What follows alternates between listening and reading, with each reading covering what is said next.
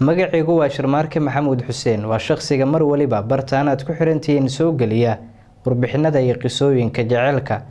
Dad badan ayaa su'aalo waxay iga soo weydiinayaan Sharmaarko bisha barakeysan ee Ramadaan inta lagu guda jiro qisooyinka miyaad hakinaysaa mise waad sii wadaysaa. In badan waxaan ku dadaalayaa in qisooyinka sidooda aan u soo galiyo channelkani maxaa yeelay waxaa jira dad badan oo qisooyin la soo wadaagayo wali kuwaas oo marxalado kala duwan wajahaya. Qofba xaaladda uu ku jiro waxay u baahan tahay in markaas talo la siiyo, taladiisuna dib muddo bil ku siman looma sii dhigi karo.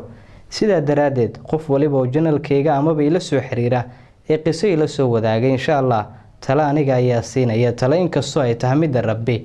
Kadibna waxaan u soo bandhigayaa arrintiisa dadka ku xiran channelkani si ay u siiyaan iyagana talooyin ka baxsan mid anigu aan siiyay, si halkaas qofku uu kaga helo talooyin badan oo wax ka bedeli kara xaaladda uu ku jiro. Mar kale waan idinkaga mahadcelinayaa sidaad ugu xiran tihiin channelkayga Sharmaarke Media.